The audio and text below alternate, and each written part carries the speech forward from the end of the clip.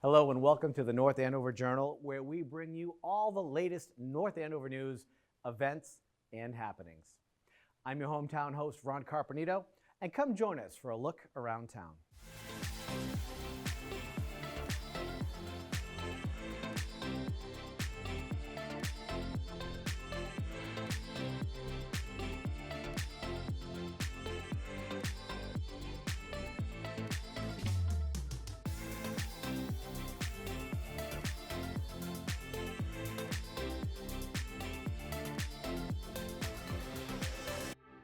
Now on Wednesday, September 11th, the North Andover Fire Department hosted its annual 9/11 Memorial Ceremony at Fire Station 2.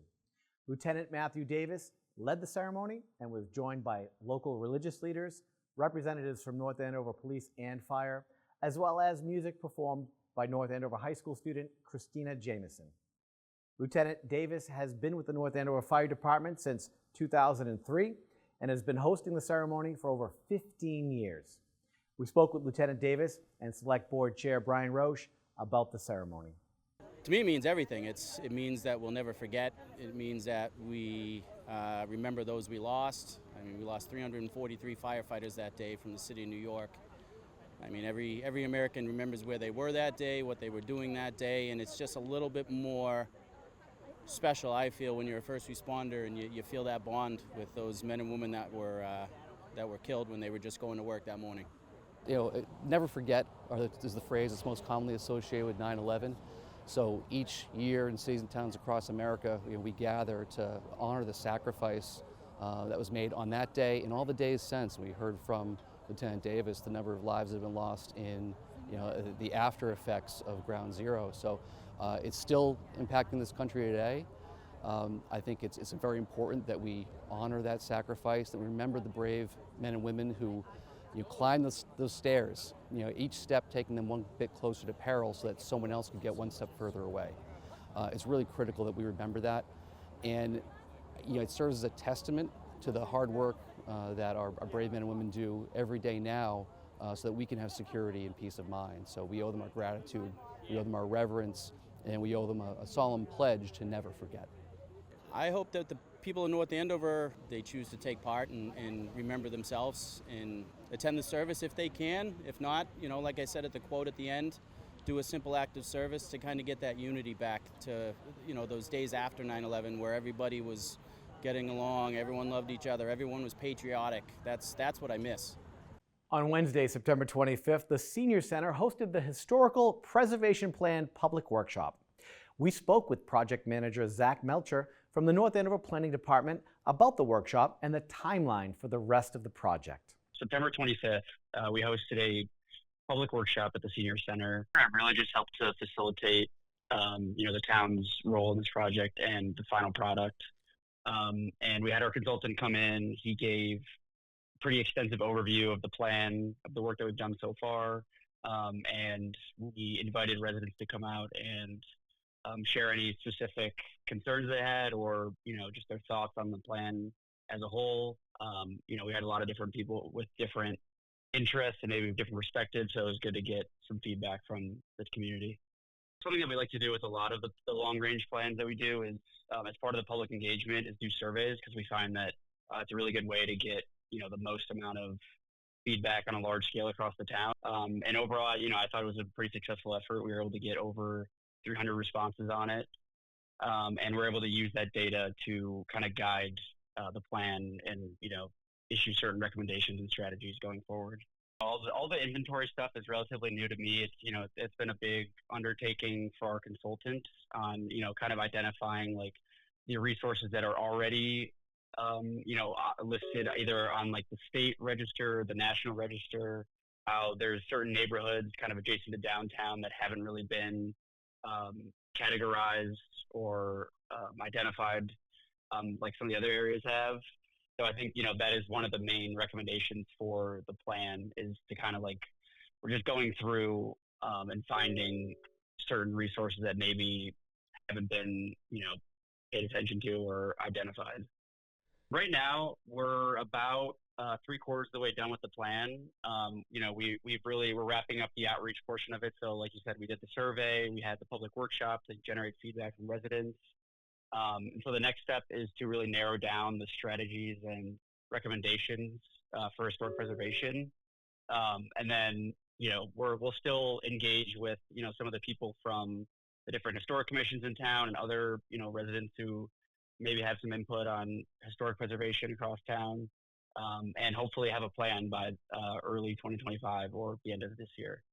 You can see the entire presentation and more information about the Historic Preservation Plan at our link below. And now we'll hear an update from Town Manager Melissa Rodriguez. Hi, I'm Melissa Rodriguez, the Town Manager here in North Andover, here with a couple of updates. First, I wanted to tell you about a couple of employee awards that were granted this month at our Employee Appreciation Luncheon. First, we granted the Unsung Hero Award, which goes to an employee who often operates in the background and doesn't get a lot of public accolades. Bernadette Curran was the winner this year. She works in the Planning and Facilities Department and is a true team player. Congratulations, Bernadette.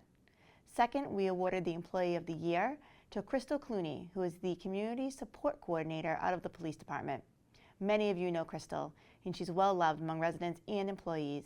She's always there when emergencies happen and always willing to pitch in. Thank you, Crystal. Congratulations. I want to remind people that we are doing our annual flu clinics every Wednesday until Halloween at the Senior Center.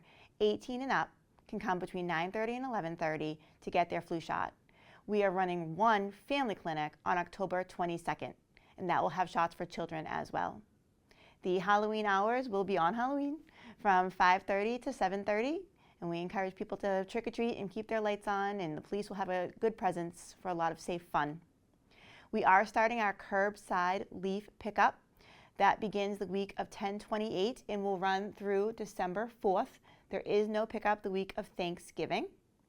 Thanks to a grant from Amazon as well as the Columbia Gas Restoration Funds, we have planted over 100 shade trees in the last year, and 41 more will be planted this fall in the library and downtown areas. Election Day will be on Tuesday, November 5th. Thank you to our town clerk and her team for all of their hard work this year. We will have early voting, and those dates are available on our website and include 2 Saturdays. So please feel free to stop by and vote early if your schedule allows.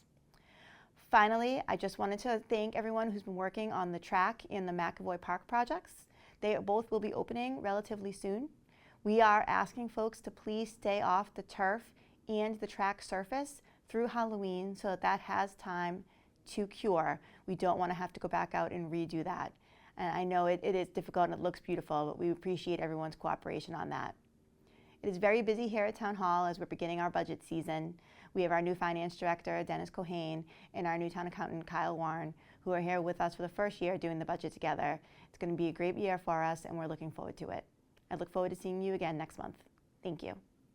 Well, the North Andover Farmers Market has been a great community gathering spot all summer long, and unfortunately, the season has come to an end once again. In the final days, the market introduced a new event called Kids Day. Chairperson Chris Allen talked to us all about how the event came to be and what took place. We were given that dollhouse.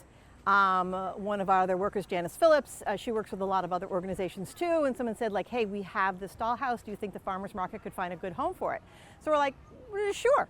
And with it came a bunch of stuffed animals, maybe you saw down there, and there was a children's book to go with it.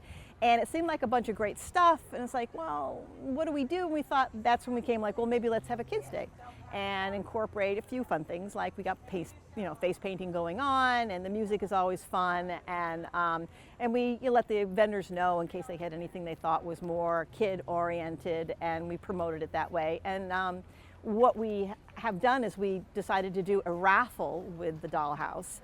And we have filled it with items from all of our vendors, as many vendors as we could purchase from. And so when we do a raffle like that, it's really about supporting the vendors, because that's kind of what we do actively is try to make sure the vendors here are happy and comfortable and that they feel that they have a good business. So the raffle is ridiculously simple. It's just like you get a card and go to a vendor, and if you purchase from them, you get a stamp on your card. 3 stamps, you get to hand in your raffle ticket, and there you go. And you're entered in a raffle with a fabulous dollhouse that is filled with a lot of really cool product from all of our vendors.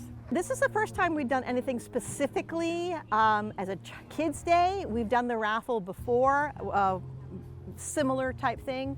So we'll probably have other raffles, but yeah, we kind of like the Kids Day. Maybe we will do this again. That's a possibility. Yeah, just want people to have fun. I mean, a lot of, as I said, it's supporting our vendors. It's getting people downtown to hopefully support downtown, you know, our small businesses around here. That's always been a major focus. And it's fun.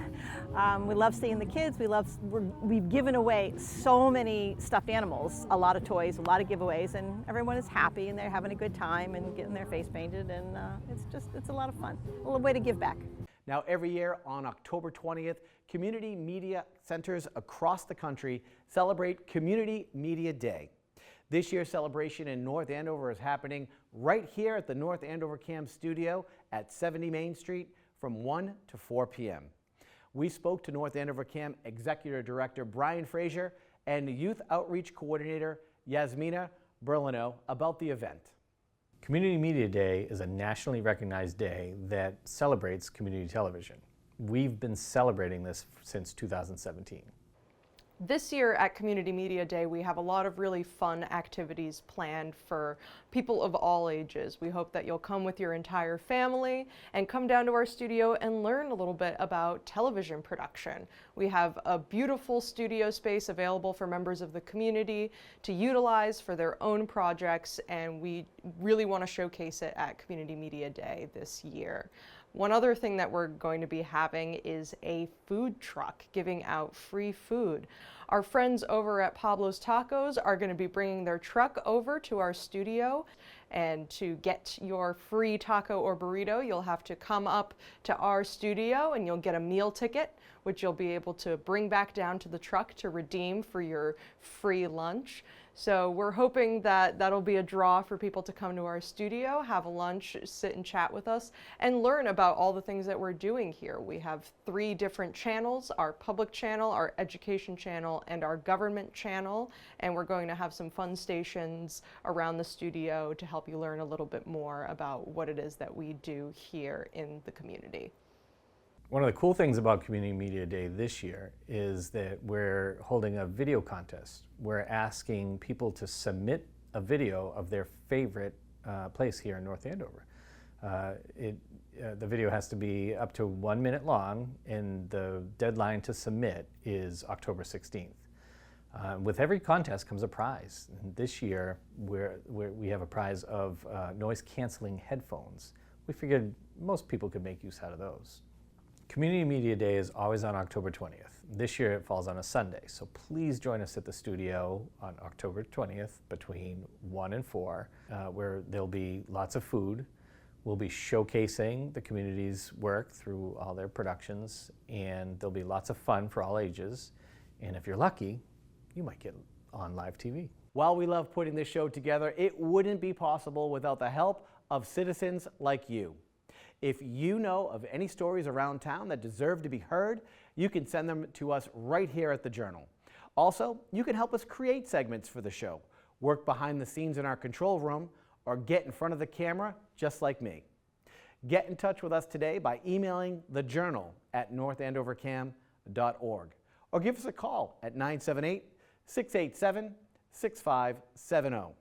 Or you can stop by the studio at 70 Main Street weekdays from 10 to 6. And from all of us here at the Journal and North Andover Cam, I'm your hometown host, Ron Carpenito, and thank you for watching.